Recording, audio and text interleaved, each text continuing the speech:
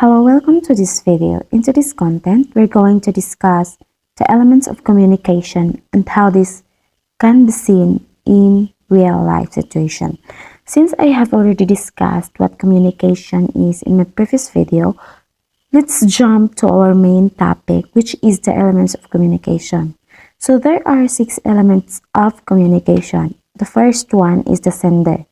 The sender represents their ideas to another person or to a group of people.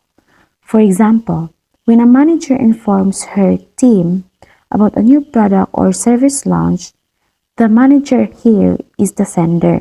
The sender is the initiator in any communication, and it's up to them to direct how a receiver comprehends the information. Next is the receiver. The receiver is the person or group of people to whom a message is sent or for whom it is meant. Whether the message is an idea, information, or a solution, it's the receiver's job to understand it and take action accordingly.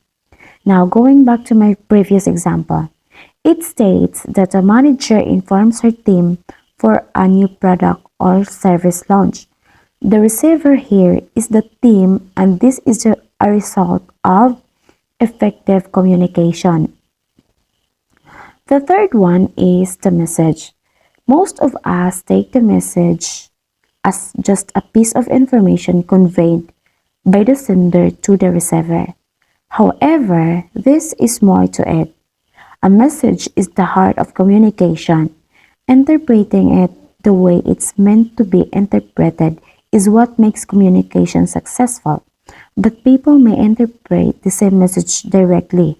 For example, former US President Donald Trump's speeches often evoked mixed reactions around the world.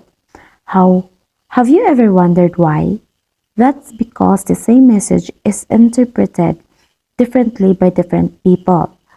Many factors influence how a message is interpreted. The speaker's image or actions play one most important role in how the receiver or audience understand their message. Next is the media.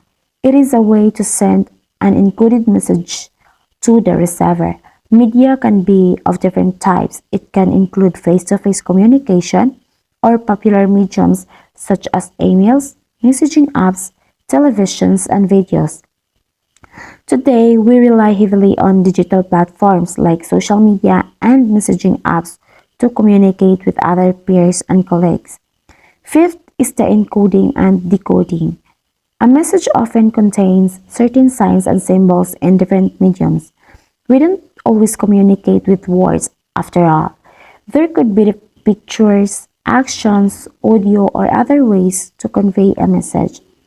The point is to be clear and concise to get your point across without confusing the recipient. If you leave it up to interpretation, the message may get twisted into something you didn't intend. Let's take an example to understand how this works.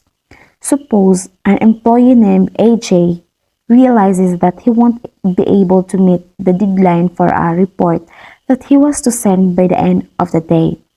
He sends an email to his manager informing her about the same and mentioning the reasons of the delay. In other words, AJ is encoded his message through email, and AJ's manager reads the emails, decodes the message, and starts thinking of ways to inform the client about the delay. The last but not the least is the feedback. You can also call it the receiver's reaction or response to the message. Feedback helps the sender understand the effectiveness of the communication they initiated. One example of this is the public reaction to a film. Different people respond to the same film differently. So the same message, which is the movie, receives different interpretations and reactions. In a professional context, feedback is one of the most critical aspects to measure your performance. It's a daunting conversation, but if done with a clear mind, relevant points, and objective in mind, you can build a strong care for yourself. Effective feedback can help you perform or can help you with performance appraisals, communicating your expectations, and getting promotion at work. So those are the elements of communication, namely sender, receiver, message, media, encoding and decoding, and lastly feedback. These elements and process of communication contribute to your command over effective and process of communication. With practice and experiences, you can become a master communicator. So that's all for today's video, and I do hope you learned something.